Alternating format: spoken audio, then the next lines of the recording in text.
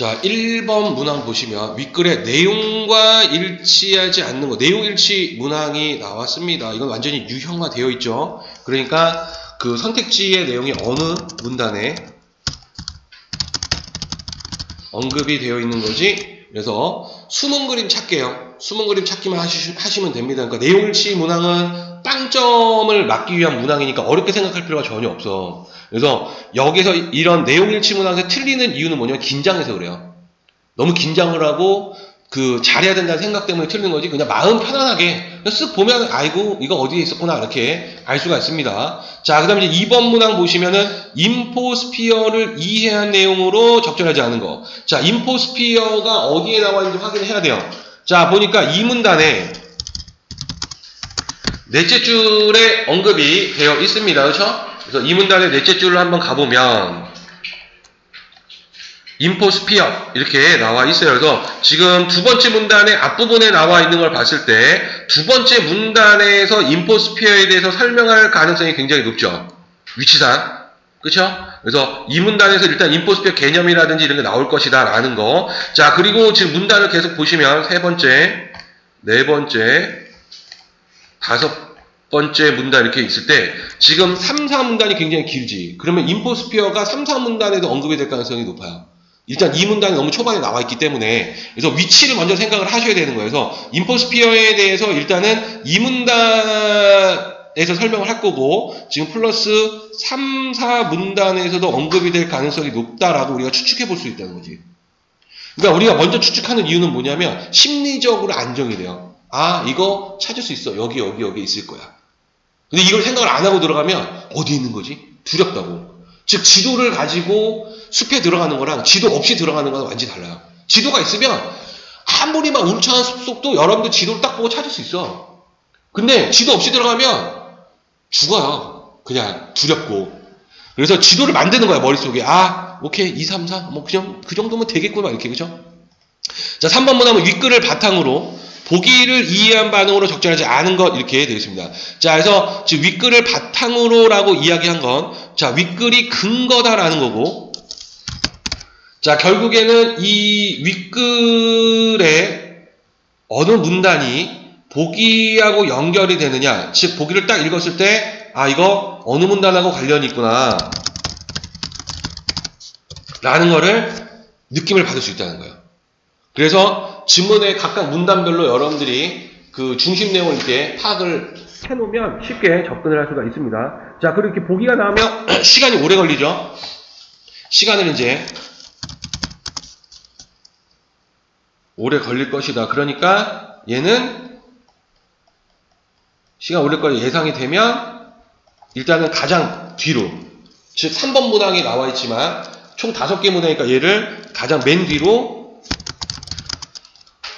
미루는 거예요. 자, 그리고 답이 나오지 않으면 별 표시하고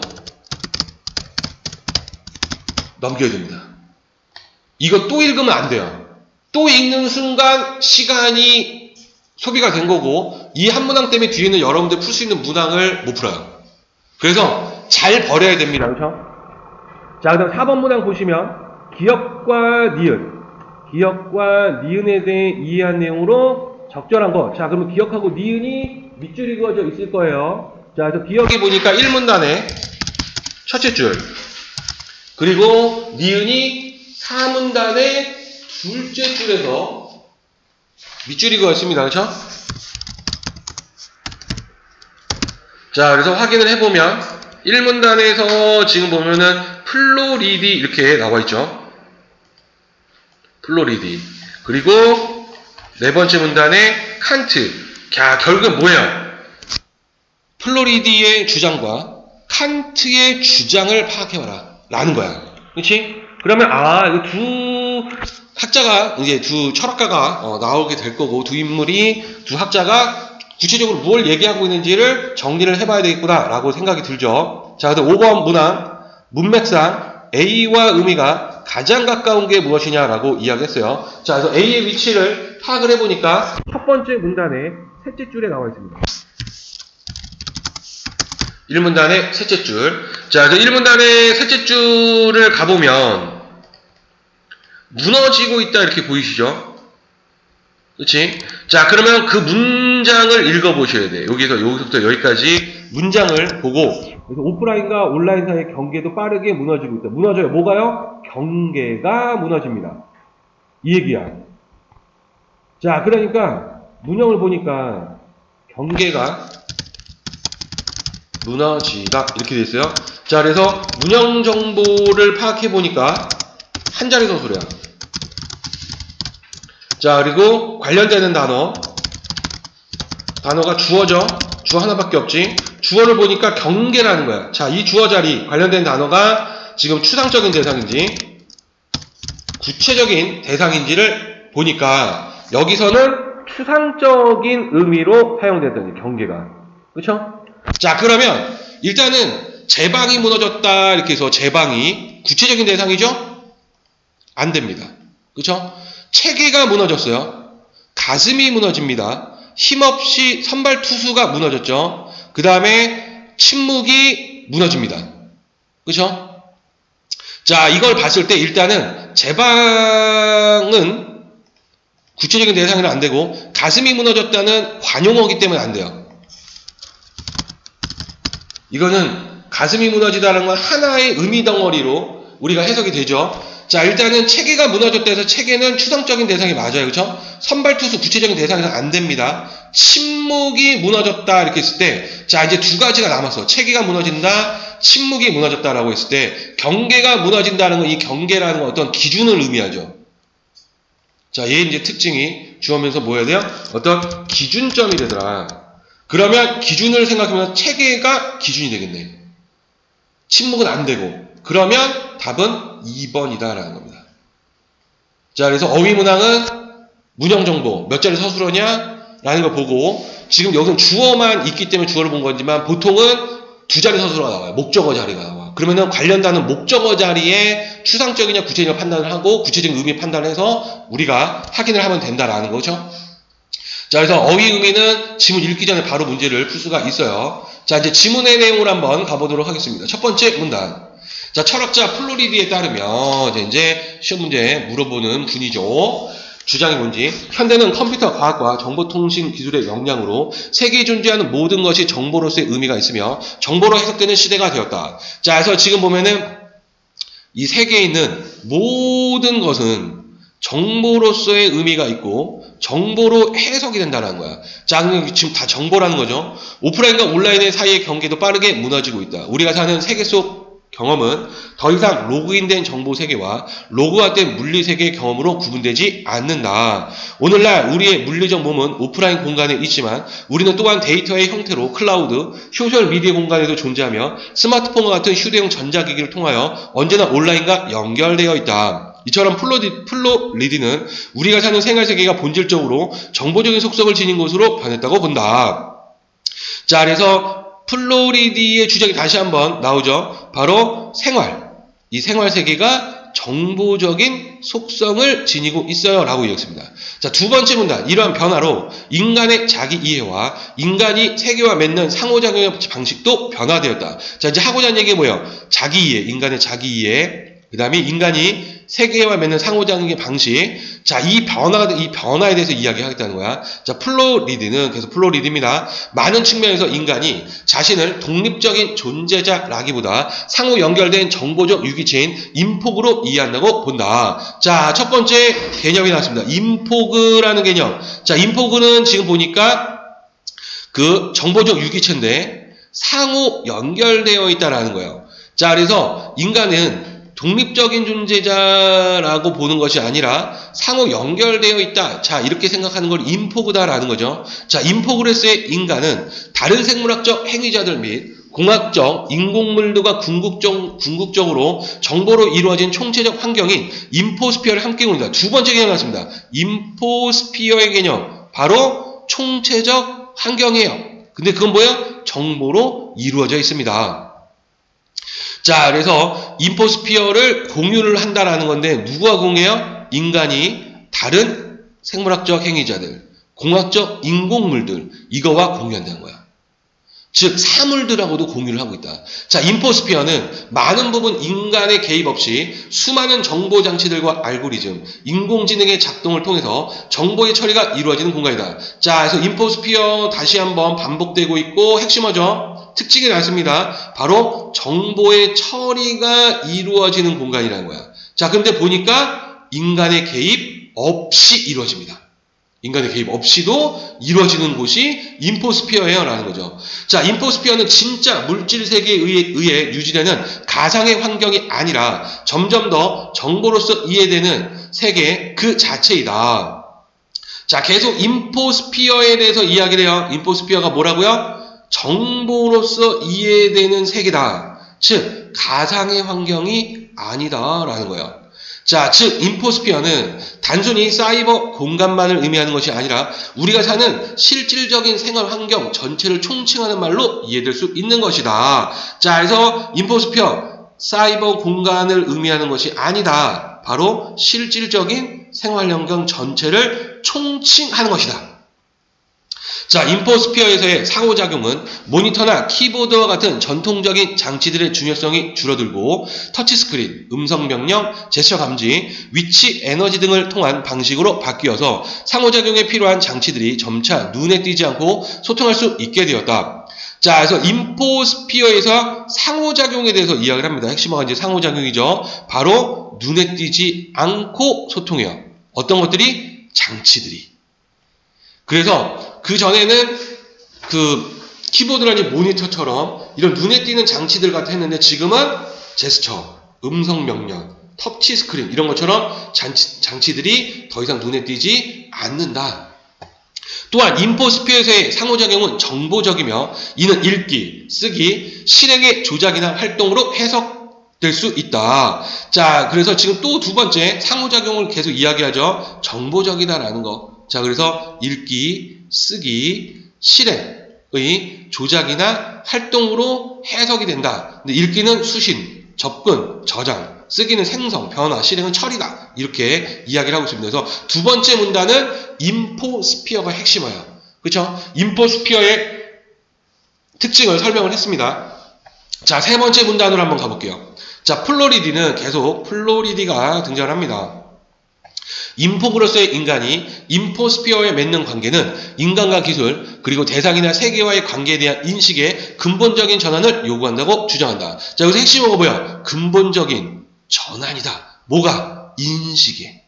자, 그러면 그 인식은 뭐겠어요? 바로 인간과 기술, 대상과 세계 이 관계에 대한 인식이 바뀌는데 결국에는 인포그로스의 인간이 인포스피어에 맺는 관계가 바로 이것들에 대한 관계에 대한 인식을 전환을 시킨다는 겁니다. 자, 전통적으로 기술은 주체와 객체, 문화와 자연 사이의 관계에 기초하여 이해되었다. 자, 이제 이거는 전통적인 걸 얘기하죠. 전통적으로 이 기술이라는 것은 주체와 객체, 문화와 자연, 이거의 관계에 기초했다는 거죠. 즉 기술은 주체인 인간이 설정한 목적에 해당하는 문화를 이루기 위해 객체인 자연을 통제하고 조작하기 위해 사용되는 수단의 집합이었다. 자, 그래서 이 기술이라는 거 바로 수단의 집합이다. 즉 뭐하기 위한?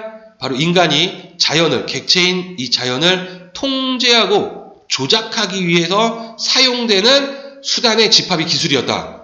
자, 그러나 지금은 아니란 거죠. 정보통신 기술은 우리가 살아가는 실제 혹은 환경의 일부인 동시에 인간의 자기 이해에서도 정보의 생성, 관리 및 활용 등을 핵심적인 문제로 만들었다. 자, 그런데 현대사회는 뭐예요? 정보통신 기술이라는 걸 통해서, 그렇죠? 바로 그 실제 혹은 환경의 일부이면서 인간의 자기 이해에서도 정보가 생성, 관리, 활용이 되는 핵심적인 문제로 이거를 만들었다는 거야. 자, 그런 점에서 인간과 기술의 관계가 단순히 주체와 객체, 자연과 문화라는 이분법적 구도를 통해서 이해될 수 없다는 점이 더욱 분명해지고 있다. 자, 그래서 지금 위에서 인식이 전환된다 그랬죠? 그 인식의 전환이 뭐예요? 주체와 객체, 자연과 문화, 즉 이분법적 구도가 지금 이렇게 이해될 수가 없다. 즉 인식이 전환이 일어난다라는 겁니다. 자, 인간은 더 이상 독립적으로 존재하는 주체도 아니며 세계의 중심도 만물의 척도도 입법자도 아니다. 자, 더 이상은 뭐예요? 인간은 주체, 중심, 만물의 척도, 입법자 아니라는 거야.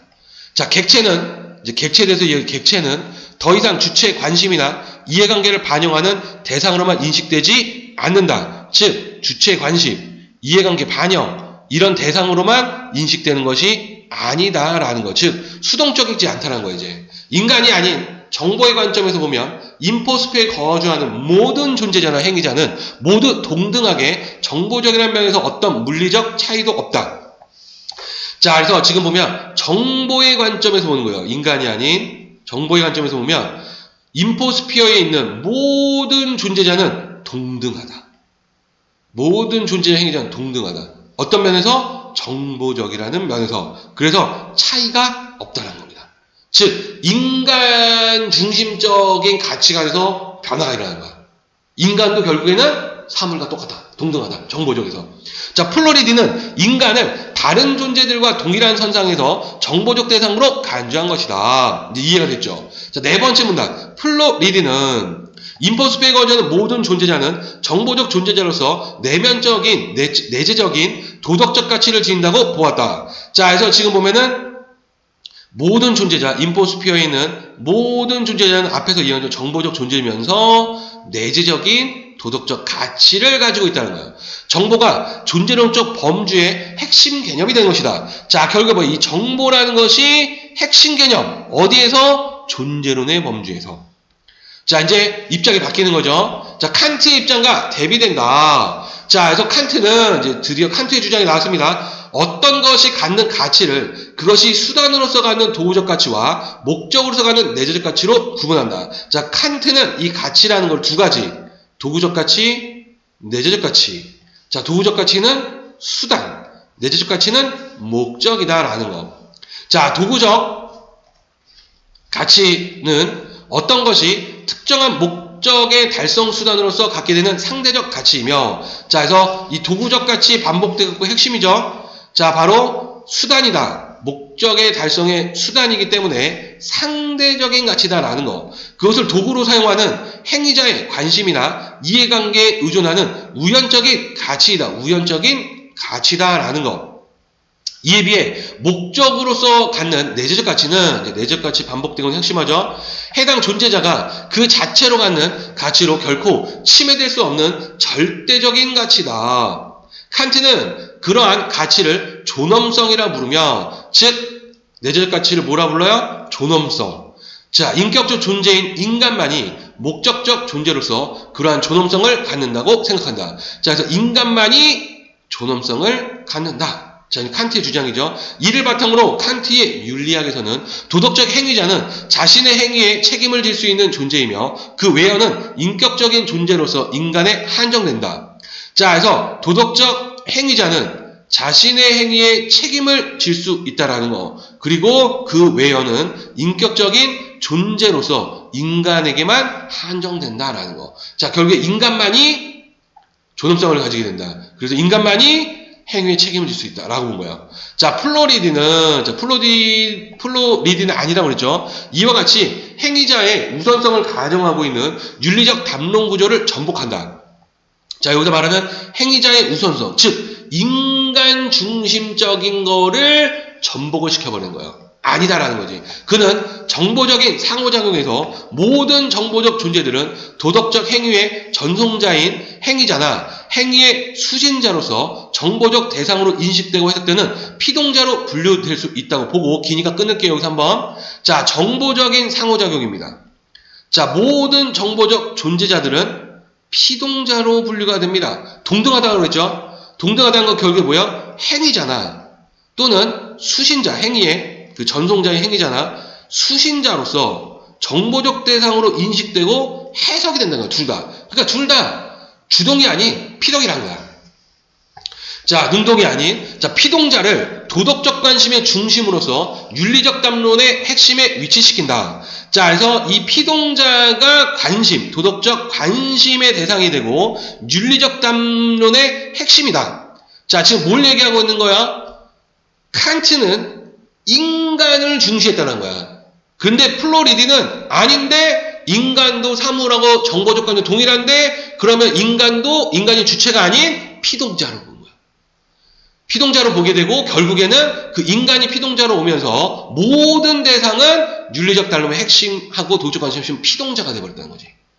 자, 도덕적 책임을 질 수 있는 행위자의 관점이 아니라, 그렇죠. 이제 행위자의 관점이 아니라, 도덕적 책임을 질 수 없더라도 행위자에게 도덕적 책임을 물을 수 있는 피동자의 관점에서 설명을 하는 게 바로 플로리드다라는 겁니다.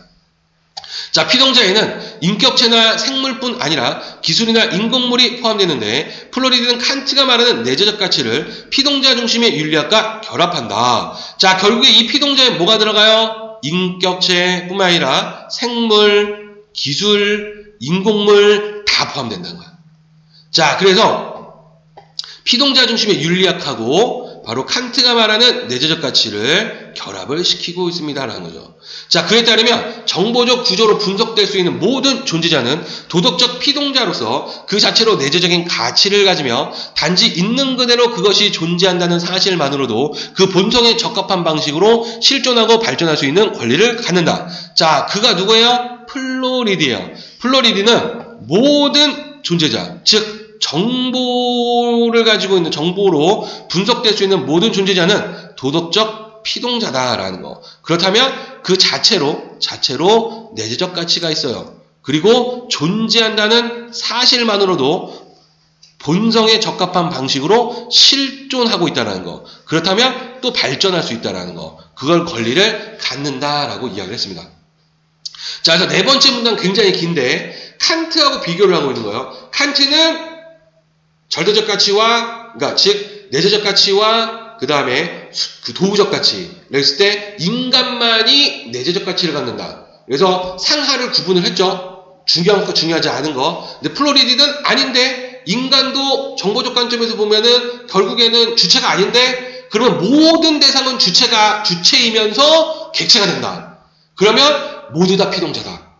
그러면 그 중심이 인간 중심이 아닌 모든 대상으로 바뀌게 된다. 그래서 피동자들이 바로 대상이 되는 거고, 그렇다면 이 피동자는 결국에 내재적 가치를 가지게 되고 존재하는 사실만으로도 실존한 것이다 라고 보는 거죠. 자, 다섯 번째 문단. 플로리드의 피동자 중심 윤리학은 도덕적 행위를 하는 주체의 관점이 아니라 행위로 인하여 영향을 받게 되는 피동자의 관점에서 접근한다. 이를 통해 인포스피어에 거주하는 정보적 존재자는 최소한의 존중과 보호받을 자격을 갖는다. 자, 그래서 다시 한번 정리하죠. 이 플로리드의 피동자 중심 윤리학, 바로 주체 관점이 아니라 피동자의 관점, 요약 정리했습니다. 자, 그리고 인포스피어에 있는 정보적 존재자는 그 존중, 최소한의 존중과 보호를 받을 자격이 있다라는 것. 지금까지 도덕적 공동체에서 배제되었던 모든 종류의 존재들이 도덕적으로 유의미하고 중요한 존재가 될 수 있는 가능성을 열어놓은 것이다. 자, 그래서 모든 종류의 존재들이 도덕적으로 유의미하고 중요한 존재가 될 가능성이 있어요 라고 이야기를 하면서 마무리를 하고 있다라는 거. 자, 그럼 1번 문항으로 한번 가보도록 합시다. 자, 1번. 윗글의 내용과 일치하지 않는 게 무엇이냐? 1번이 답인데 보면 인포스피어에서의 상호작용입니다. 자, 이거 키워드가 몇 번째 문단이었냐면 상호작용이 지금 나오는 게 세 번째. 잠깐만요.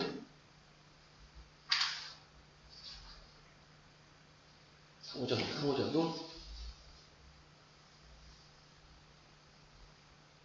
두 번째 문단하고 세 번째 문단. 지금 안 보인다, 갑자기. 상호작용. 아, 여기, 그쵸? 상호작용이 지금 보면 두 번째 문단이네, 그쵸? 자, 그래서 두 번째 문단이 근거가 될 거고, 일단, 이 문단에서 나온 키워드였어요. 자, 읽기, 쓰기, 실행의 조작이나 활동으로 해석할 수 없다라고 이야기했는데, 두 번째 문단에, 그쵸? 두 번째 문단의 밑에서 둘째 줄을 보시면, 즉, 이 문단의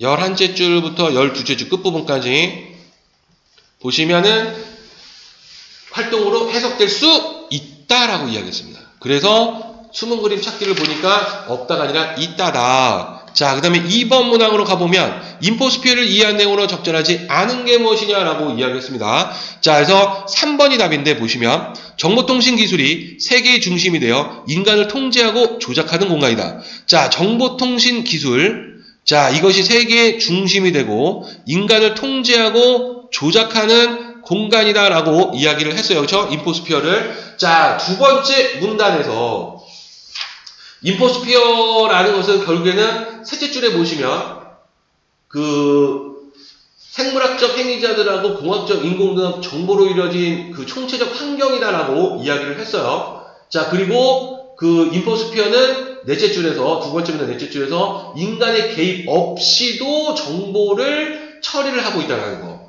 자, 그리고 다섯 번째 문단을 마지막 문단의 둘째 줄을 보면 인포스피어에 거주하는 모든 정보의 존재에는 최소한의 존중과 보호받을 자격이 있다. 동등하다라고 이야기를 했습니다. 자, 그러니까 정보통신 기술이 중심이 된다? 안 돼요. 인간을 통제한다? 안 돼요. 조작한다? 안 된다는 거야. 왜? 동등하니까. 그렇죠? 그래서 5문단에 둘째 줄을 통해서 이 부분을 읽어낼 수가 있다라는 거. 그리고 세 번째 문단에서도 차이가 없다. 그렇죠? 세 번째 문단의 밑에서 셋째 줄, 즉 아홉째 줄, 3문단의 아홉째 줄부터 끝부분에서 똑같은 얘기를 해요. 뭐라고 얘기하냐면 인포스피어에 있는 모든 존재자는 동등하게 정보자료를 면서 모두 다 동등하고 차이가 없다. 그러니까 여기처럼 통제, 조작, 상하로 할 수 있고 중심이다 이거 안 되는 거예요. 중심 모두 다 중요하다. 그렇죠? 자, 그다음에 3번 문항 패스한다고 했습니다. 4번 먼저 풀고 갈 거예요. 자, 4번 기업과 니은에 대해 이해한 내용이 무엇이냐라고 이야기했습니다. 적절한 거 4번이 답인데 보시면 플로리디하고 칸트의 주장이죠. 자, 플로리디는 인포스피어의 모든 존재자는 내재적인 가치를 지닌다고 보았으나 이거는 우리가 쉽게 판단을 할 수가 있습니다. 어디서 판단을 할 수가 있냐면 네 번째 문단, 그렇죠? 거의 끝부분에서 언급이 됐어요. 모든 존재자가 내재적 가치가 있다. 즉 네 번째 문단의 밑에서 둘째 줄 4문단의 밑에서 둘째 줄에서 언급을 했습니다. 즉, 네 번째 문단 몇째 줄이냐면 15, 16이에요. 그래서 보시면은 여기서 언급을 했어요. 바로 그 자체로 내재적인 가치를 가진다라고 이야기했어요. 그렇죠? 그래서 정보적 구조로서 내재적인 가치를 가지며 그래서 15, 16 그걸 보면은 얘는 맞는 말입니다. 그렇죠? 자, 그리고 칸트는 역시 네 번째 문단의 키워드였죠. 4문단에서 언급이 되신 분입니다. 자, 인간만이 내재적 가치를 갖는다. 그러네요. 인간만이 네 번째 문단의 다섯째 줄. 4문단의 다섯째 줄과 여섯째 줄에서 언급을 했어요. 자, 그래서 지금 4문단의 다섯째 줄이 여기입니다. 자, 목적으로서의 갖는 내재적 가치는 바로 절대적 가치가 되고 인간만이 이렇게 가지게 된다. 라고 이야기를 해서 지금 다섯째 줄, 여섯째 줄, 일곱째 줄까지 5에서 7로 가보면 6이 아니네. 7까지 가야 됩니다. 그렇죠? 그래서 둘 다 맞는 말이구나 라는 걸 알 수가 있었다. 자, 이제 마지막 3번 문항으로 한번 가보면 자, 적용을 해봐야 되겠죠? 자, 그러면 우리 머릿속으로 간단하게 떠올려보면 뭐야? 플로리디는 모든 존재자는 동등하다. 그쵸? 라고 이야기한 거야. 자, A회사는 인공지능 관련 기술을 비롯한 각종의 정보통신 기술을 활용해 사옥 내부의 직원들만 이용할 수 있는 무인 편의점을 설치해 운영 중이다. 각 직원은 스마트폰에 설치한 앱을 통해 회사가 구축한 온라인 공간의 관심 분야를 설정한다. 자, 인공지능은 직원이 설정한 관심 분야와 구매 패턴을 고려해 스마트폰으로 개인에게 맞는 상품을 추천한다. 구매자는 스마트폰 앱에서 상품 관련 정보를 확인한 후 필요한 상품을 들고 편의점을 나오면 결제 시스템은 구매자의 스마트폰을 통해 위치 데이터를 파악하여 등록된 카드로 자동 결제를 한다. 자, 그래서 지금 보니까 직원이 그 스마트폰을 통해서 온라인 공간의 관심 분야를 설정을 하면 인공지능이 그 관심 분야하고 구매 패턴을 고려를 해서 정보를 파악해서 상품을 추천을 합니다. 그래서 구매자는 그냥 필요한 상품을 들고 나오면 자동 결제가 된다는 거예요. 그렇죠? 자, 그러면은 이걸 보니까 지금 일단은 우리가 봤을 때 이거 인포스피어의 공간이구나 라는 걸 알 수 있죠. 이해되나요? 인포스피어하고 연결되는구나. 자, 그러면 답이 적절하지 않은 것은 이렇게 해서 1번 한번 보시면 인공지능이 무인 편의점을 운영하는 데 관여하는 것을 보니 인공지능 관련 기술이 우리가 살아가는 실제 혹은 환경의 일부에서 벗어나 인폭으로 변화되었음을 알 수 있군. 아하, 지금 보니까 실제 혹은 환경의 일부에서 벗어났다라고 했는데 두 번째 문단에서 인포스피어라기 보면 뭐라고 얘기했냐면 이 문단의 둘째 줄을 보시면